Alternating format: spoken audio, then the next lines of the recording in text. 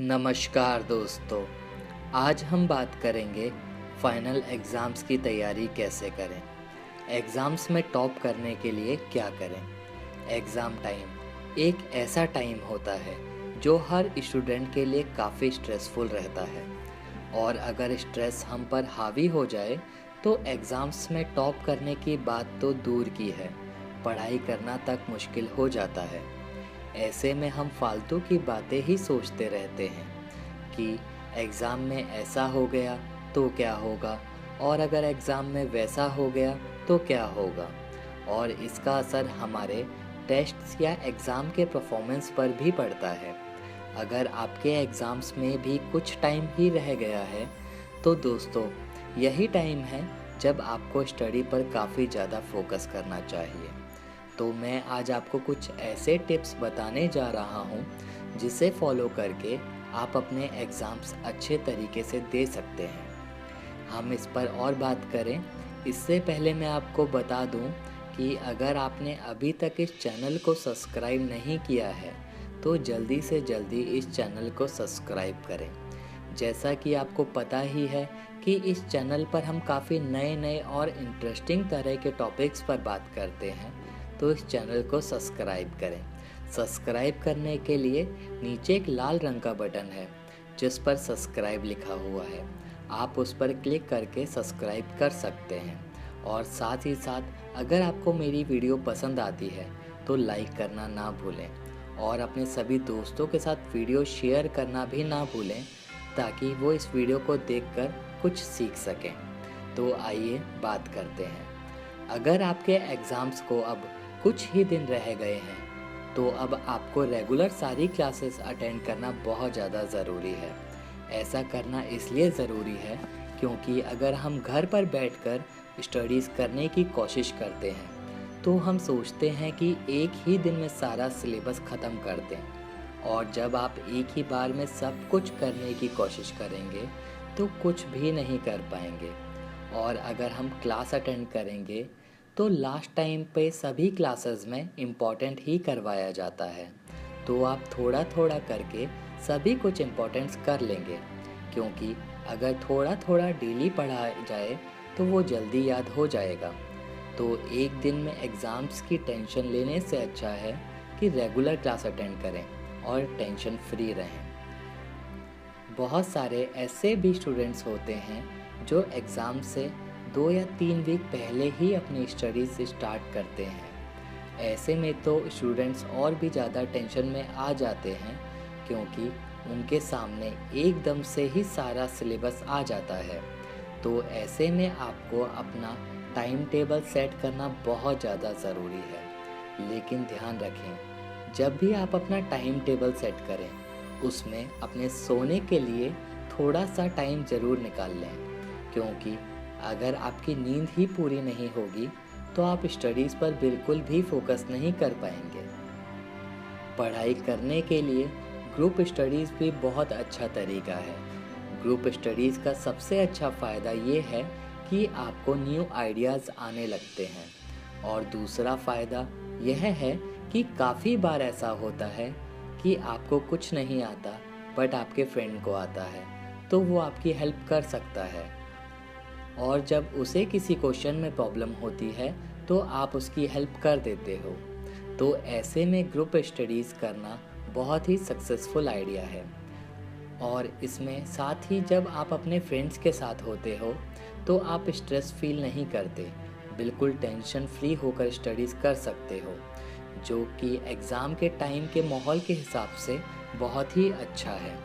लेकिन हाँ, group studies में सबसे बड़ी प्रॉब्लम ये है कि आप ग्रुप स्टडीज़ के नाम पर साथ में स्टडी करने का प्लान तो कर लेते हैं, बट वहाँ पर स्टडीज़ से ज़्यादा मस्ती और फालतू की बातें करते रह जाते हैं। ऐसे में जो आपका सबसे इम्पोर्टेंट टाइम होता है वो वेस्ट हो जाता है, जो कि बिल्कुल गलत है। तो ऐसे में स्टडीज़ का मतलब सिर्फ अपनी स्टडीज़ पर ही फोकस करें। इतनी सारी प्लानिंग्स के बाद क्वेश्चन ये है कि स्टडीज़ कैसे करें। तो सबसे पहले अपने टेस्ट्स एंड असाइनमेंट्स को प्रिपेयर करना बहुत ज़्यादा ज़रूरी है। ये बहुत ही अच्छा तरीका है टेंशन से दूर रहने का। बहुत सारे स्टूडेंट्स एग्ज़ाम की प्रिपरेशन करने के लिए रटना स्टार्ट कर देते हैं, जो कि बहुत गलत है। बिकॉज़ रटा हुआ ज़्यादा टाइम तक याद नहीं रहता। ऐसे में आपको उस टाइम तो लगता है कि आपने सब कुछ याद कर लिया, लेकिन एग्ज़ाम देते टाइम सब कुछ दिमाग से निकल जाता है। तो रटना बंद करो और चीज़ों को समझना स्टार्ट करें। ऐसे में पूरे साल जो भी आपने क्लास में टेस्ट दिए हुए हैं, उनमें से इम्पोर्टेंट क्वेश्चंस को चूज़ करें और ध्यान से समझ कर पढ़ें। और जब आपके टेस्ट्स कंप्लीट हो जाएं, तो अपने असाइनमेंट्स को पढ़ना स्टार्ट करें और जो भी क्वेश्चंस आपको नहीं आते उनकी एक प्रॉपर लिस्ट बनाइए और अपने टीचर से क्लियर करें। बिकॉज़ टेस्ट और असाइनमेंट्स के क्वेश्चंस बहुत ही ज़्यादा इम्पॉर्टेंट होते हैं। टेस्ट एंड असाइनमेंट्स रेडी करने के बाद आपका नेक्स्ट स्टेप पिछले 5 साल के क्वेश्चन पेपर्स को कलेक्ट करना होना चाहिए। इससे आपको एक आइडिया लग जाएगा कि एग्ज़ाम कैसे आने वाला है और उसमें किस टाइप के क्वेश्चंस आते हैं, जो कि आपको पता होना बहुत ही ज़्यादा ज़रूरी है। और देखा गया है कि लास्ट टाइम के क्वेश्चन पेपर में ही काफ़ी सारे क्वेश्चंस ऐसे होते हैं जो कि आपको इस बार भी मिलते हैं।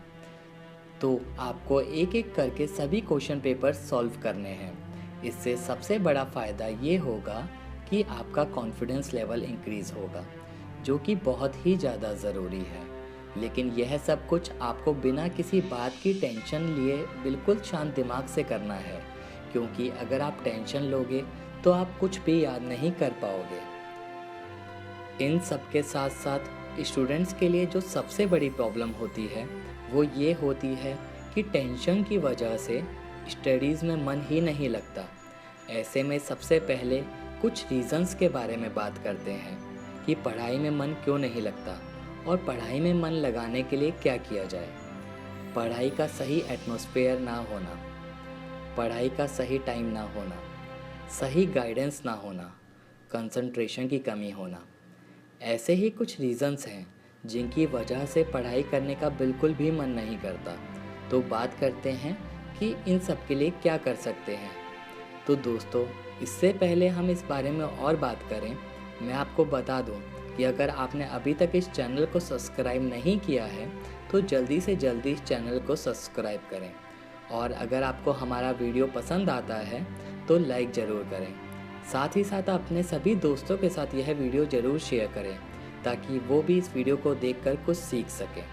तो आइए बात करते हैं। Don't focus on result. बहुत बार हमारा मन पढ़ाई में इसलिए भी नहीं लगता बिकॉज़ दिमाग में बहुत सारी बातें चल रही होती हैं, जैसे कि रिज़ल्ट कैसा आएगा या क्वेश्चन पेपर कैसा आएगा, आप अपने एग्ज़ाम्स में अच्छा कर पाओगे भी या नहीं। इसी तरह के बहुत सारे सवाल हैं जो कि दिमाग में चल रहे होते हैं और ऐसे में हम स्टडीज़ पर फोकस करना तो दूर की बात है, डिप्रेशन में ही चले जाते हैं और आप बहुत ज़्यादा फ्रस्ट्रेट हो जाते हो यही सब चीज़ें सोच कर। तो इन सब से बचने के लिए एक ही रास्ता है कि अपने रिज़ल्ट पर फोकस करने से अच्छा है कि अपनी स्टडीज़ पर फोकस करो, बिकॉज़ आपका रिज़ल्ट आपकी स्टडीज़ के बेस पर ही आने वाला है। Go outside. बहुत बार दिक्कत यह होती है कि आप एग्ज़ाम्स के दिनों में स्टडीज़ की इतनी ज़्यादा टेंशन ले लेते हैं कि अपने आप को बुक्स और स्टडी टेबल के बीच ही ब्लॉक कर लेते हैं और इससे फ्रस्ट्रेशन और ज़्यादा हो जाती है। ऐसे में सबसे अच्छा यह है कि आप थोड़ी बहुत स्टडी करने के बाद जब थोड़ा रिलैक्स फील करें या थोड़ा सा रिलैक्स फील करना चाहें तो थोड़ा बाहर घूमने जा सकते हैं। इससे आप फ्रेश फील करेंगे और स्टडीज़ पर अच्छे से फोकस कर पाएंगे। बहुत सारे स्टूडेंट्स बेड पर लेटकर या बैठकर स्टडीज़ करना पसंद करते हैं, जो कि बिल्कुल गलत है। बिकॉज़ बेड पर बैठकर या लेटकर स्टडी करने से नींद आती है और आप कुछ भी याद नहीं कर पाते। तो हमेशा स्टडी करते टाइम स्टडी टेबल का ही यूज़ करें और साथ ही साथ स्टडी करते टाइम मोबाइल बिल्कुल भी यूज़ ना करें। हो सके तो मोबाइल को स्विच ऑफ करके स्टडी करें, बिकॉज़ स्टडी करते टाइम आधे से ज़्यादा दिमाग तो फ़ोन में ही लगा रहता है। तो दोस्तों, आज हमने बात की फाइनल एग्ज़ाम्स की तैयारी कैसे करें। एग्ज़ाम्स में टॉप करने के लिए क्या करें। आशा करता हूँ यह वीडियो और इन्फॉर्मेशन आपको पसंद आएगी। इसी तरह की और भी वीडियोस देखने के लिए इस चैनल को सब्सक्राइब करें। जैसा कि आपको पता ही है, इस चैनल पर हम काफ़ी नए और इंटरेस्टिंग तरह के टॉपिक्स पर बात करते हैं, तो इस चैनल को सब्सक्राइब करें। सब्सक्राइब करने के लिए नीचे एक लाल रंग का बटन है जिस पर सब्सक्राइब लिखा हुआ है। आप उस पर क्लिक करके इस चैनल को सब्सक्राइब कर सकते हैं। और साथ ही साथ अगर आपको मेरा यह वीडियो पसंद आता है तो इसे लाइक करना ना भूलें और अपने सभी दोस्तों के साथ शेयर करना भी ना भूलें, ताकि वो भी इस वीडियो को देखकर कुछ सीख सकें। धन्यवाद।